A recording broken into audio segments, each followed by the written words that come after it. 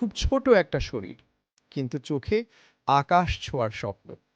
আর্জেন্টিনার রোজারিওতে জন্ম নেওয়া এক ছোট্ট লিও, যার ফুটবল প্রতিভা দেখে সবাই মুগ্ধ হতো।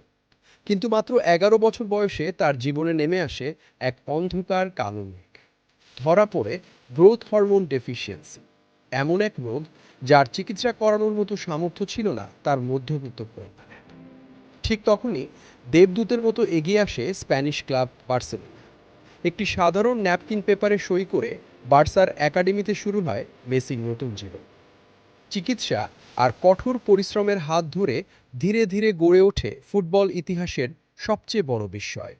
বার্সেলোনার হয়ে একের পর এক ট্রফি, রেকর্ডের পর রেকর্ড, আর ফুটবলের ব্যক্তিগত সর্বোচ্চ সম্মান ব্যালন ডি'অর নিজের করে নেন তিনি। ফুটবল বিশ্ব অবাক হয়ে দেখল এক ভিন গ্রহের জাদুকরকে। কিন্তু ক্লাবের হয়ে সব জিতলেও, জাতীয় দল আর্জেন্টিনার হয়ে বারবার ফাইনালে উঠেও ট্রফি না পাওয়ার যন্ত্রণা তাকে পুড়িয়েছে। ২০১৬ সালে এক বুক কষ্ট নিয়ে আন্তর্জাতিক ফুটবলকে বিদায়ও জানিয়ে দিয়েছিলেন।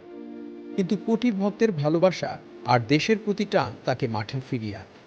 কারণ একজন সত্যিকারের চ্যাম্পিয়ন কখনো এভাবে হেরে যেতে পারে না। ২০২১ সালে কোপা আমেরিকা জয়, আর সবশেষে ২০২২ সালের কাতারের সেই ঐতিহাসিক রাতে অধরা বিশ্বকাপ ট্রফিটি উঁচিয়ে ধরা। ফুটবল তার নিজের ঋণ শোধ করল লিওনেল মেসির হাতে সোনালি ট্রফিটা তুলে দিয়ে।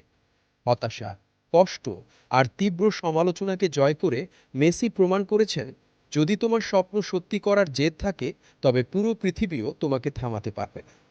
তিনি লিওনেল মেসি, ফুটবল ইতিহাসের সর্বকালের সর্বশ্রেষ্ঠ জাদুকর।